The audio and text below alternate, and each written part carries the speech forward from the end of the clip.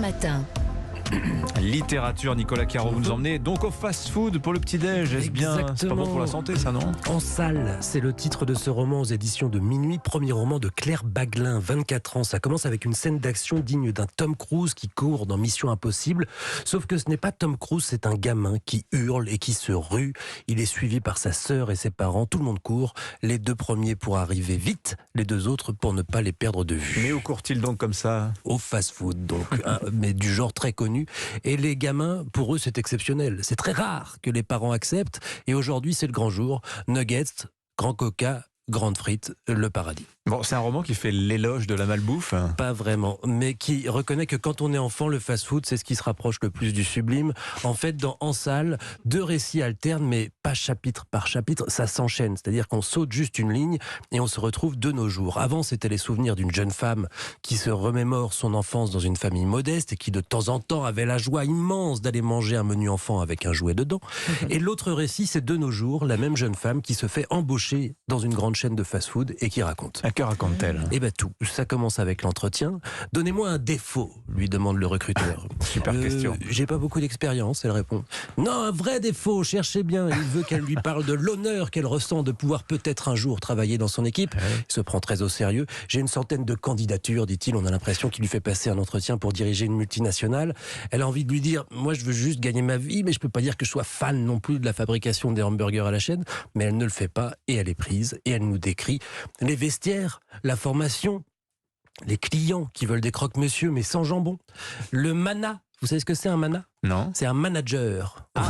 On rigole bien et puis au fur et à mesure, on rigole moins. Et elle démontre par ce roman les similitudes entre ce travail-là, digne mais ingrat et mal considéré, et celui de son ouvrier de père, parce qu'on continue à suivre en parallèle l'histoire de son enfance tout au long du livre. Premier roman très percutant, très intelligent, très bien fichu. Retenez le nom de l'auteur, à mon avis. Claire Baglin, B-A-G-L-I-N. Voilà, En salle, c'est paru chez Minuit. Laurie Choleva, le cinéma. Une chronique sans filtre, donc, cette semaine, promise. Eh oui, plus que jamais, puisque c'est la sortie du film événement, la dernière palme d'or du Festival de Cannes, Sans filtre, donc le film de Ruben Östlund, qui avait déjà reçu une palme d'or pour son précédent film, The Square. Il entre donc dans ce cercle très prisé des doubles palmés. Alors, Sans filtre, c'est un film ovni, c'est drôle, c'est cruel, et le pire, c'est qu'on en redemande. Le film démarre par une dispute interminable entre deux mannequins au restaurant pour savoir qui doit payer l'addition. Une scène qu'on a peut-être tous vécue à un moment de notre vie. Est-ce à l'homme de payer ou à la femme?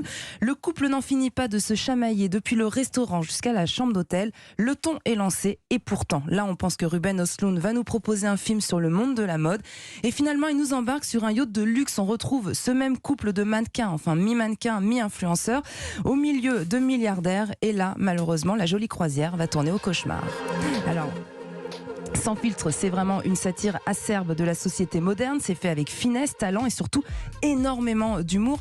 Je vous parle de la croisière. Il y a une scène d'anthologie sur le bateau pris en pleine tempête qui tangue très fort. Et forcément, on est quand même tous égaux face au mal de mer. Qu'on soit riche, pauvre, capitaine ou passager, ça termine généralement au WC. Et je vous en dis pas plus parce qu'il est beaucoup trop tôt. Ah, c'est un peu la grande bouffe, avec un côté Monty Python.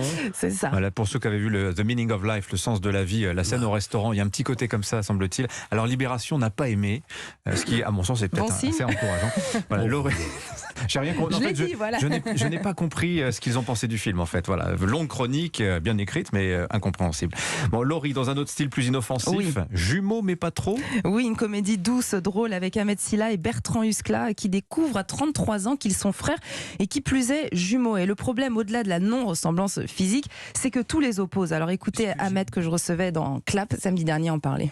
Ce que j'ai beaucoup aimé dans ce film, c'est que ils sont allés à l'encontre de tous les clichés, de toutes les caricatures que pouvait laisser supposer ce pitch de départ. Vraiment, c'est-à-dire qu'on peut s'attendre à un film, voilà, où on va faire des vannes sur les noirs, sur les blancs, les mettre en confrontation, monter tout ça en épingle, monter tout ça en exergue, et non. En fait, voilà, on rit ensemble et pas contre. Et il y a une vraie intelligence sur ce film.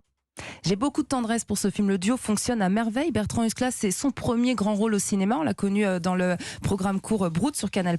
Et le film a reçu le prix du public au dernier festival du film de comédie de l'Alpe d'Huez. Allez-y, avec une scène également merveilleuse où Ahmed Silla nous fait verser une larme. Et cette chanson, je voulais vous le faire, c'est un cadeau, parce que de bon matin, ça fait plaisir d'écouter Natacha Saint-Pierre. Oui.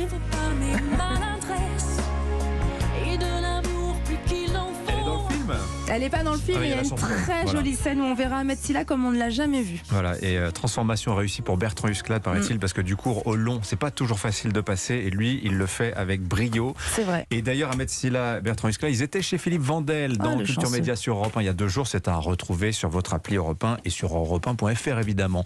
Merci Laurie Choleva. Avec Bonne plaisir. semaine, à mercredi prochain.